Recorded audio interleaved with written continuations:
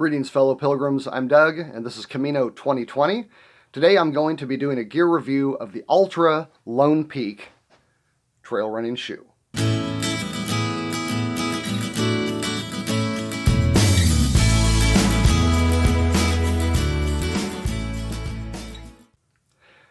As I mentioned in my other video, shoes versus boots, I have personally decided to go with some trail shoes for walking my Camino.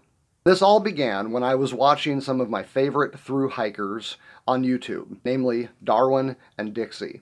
They both switched from hiking boots to shoes, and not only did they switch from boots to shoes, but they switched to the same shoe, namely the Altra Lone Peaks. These guys are walking 20, 25, 30 miles a day for months on end. They've gone through a lot of shoes.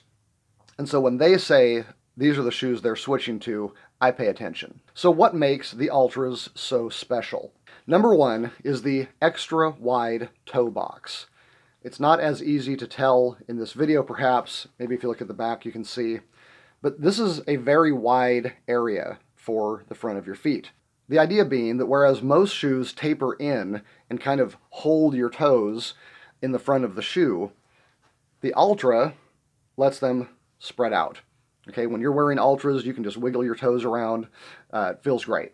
For the other is what they call zero drop soles. As you go across the shoe from heel to toe, the sole does not rise up in the back. In other words, you don't have extra padding under the heel like most shoes do. And what that does is it keeps your feet in a more natural position. All right, if you think about what it is like to go barefoot, your heels are not up in the air. You're not sloping down. Your calves are extended and you are flat on the ground. And what the Altras do is they maintain that posture even when you have the shoes on. Now, this can feel a little strange at first. I still remember the first time I went out to Fleet Feet, which I would recommend, by the way. They've got this fantastic technology that measures your feet and ankles from like 50 different angles, gives them like 100 data points to figure out exactly the absolute perfect setup for your shoes. It's free.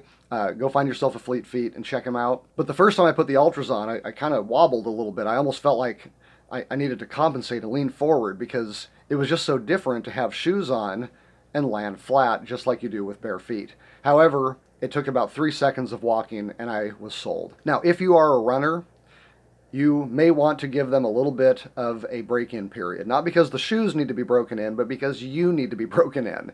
If you're used to having a big 3-inch gigantic pillow for your foot to land on when you're running, you take that away, things change. Your calves are going to stretch a little bit. You're not going to have as much padding for impact.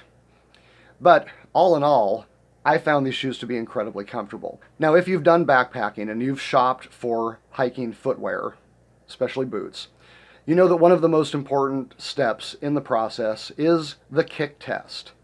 And what you do in a kick test is you put your boot or shoe on, you lace it up correctly, and then you pick your foot up from the back and kick it into the floor, leading with your toe, as if you're trying to break your big toe on the floor. The reason you do that is you want to see if your foot is going to slide forward into the toe box and start pressing up against the front of the shoe, because that is not something you want. Now, for those of you who have not hiked, you may be wondering, is this to keep me from stubbing my toe? Is this to make sure that the boot will protect me if I kick a rock? Not so much. Rather, it is about going downhill. When you start going downhill and your feet start tilting down, all the weight of your body and your gear is pushing your feet toward the front of your shoe. If your foot can slide all the way to the front to where your toes touch the front of the shoe, they're going to get smashed. You're going to end up in pain. You're going to end up with all of your toes smashing together. There's probably going to be some blister issues. You're probably going to have toenails turning black, falling off. It is a very painful situation. I know one Camino walker that had this issue as she was coming down out of the mountains. Her feet were sliding forward, smashing into the front of her shoes. She literally was looking for some way to cut the front of the shoe off to avoid the agony that it was putting her in. And it took her a year to recover. So the kick test is very important.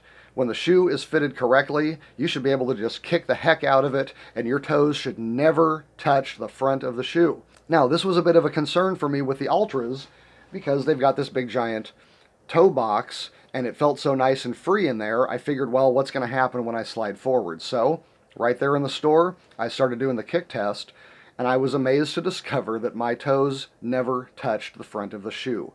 How in the world does that happen? It has to do with the retention system. Right behind the big wide toe box is this thinner area that grabs the middle of your foot and the heel. And where the ties pull up on the shoe, it basically grabs you right in the middle of your foot. And so, with a very moderate tie, I didn't tie them tight at all, the shoe grabbed onto the middle of my foot such that my heel was not moving around, because that's a very common blister producing problem.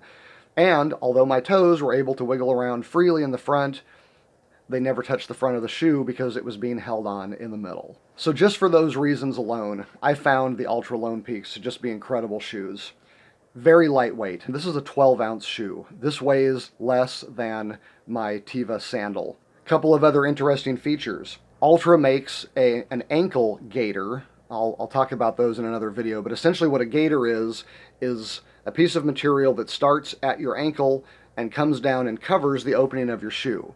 So lightweight hiking gaiters will keep out like rocks, dust, things like that. They're not going to stop water. They're not going to stop snow from melting through. There are gaiters like that for more hardcore hiking. Not something I would use on the Camino. But that special gaiter has a connection in the front here, which clips to the front. It has a connection here in the back, Velcro, and along the sides you have these little gaiter traps that essentially cover the entire opening of the shoe and keep you from getting grit and junk inside the shoe. And I'm not going to lie, one of the things I love about the Altra Lone Peak is the tread. It's made to look like a bear claw. I've actually seen footprints in the dirt while I was hiking and realized that somebody up ahead of me was wearing Altras. Last but not least, there are two main models of the Lone Peak. Okay, these are the mesh material, but they also have these, and this is called the RSM model. RSM stands for rain, snow, mud. These are waterproof shoes. And I have tested this claim by running the hose over it. They are actually waterproof, not just water resistant. The entire interior of the shoe is covered in a waterproof material, and basically as long as water doesn't get in through the top, it's not going to get through the body of the shoe. Now, you have to keep in mind that there's going to be different things that happen if your feet get wet. If you step in a deep puddle, water comes in over the top. If you splash in a puddle, you might be splashing your other foot. If it is raining and water is running down your pants, shorts, legs, water can get inside the shoe as well. Chances are, if you're out in the weather long enough, sooner or later your feet are going to get wet.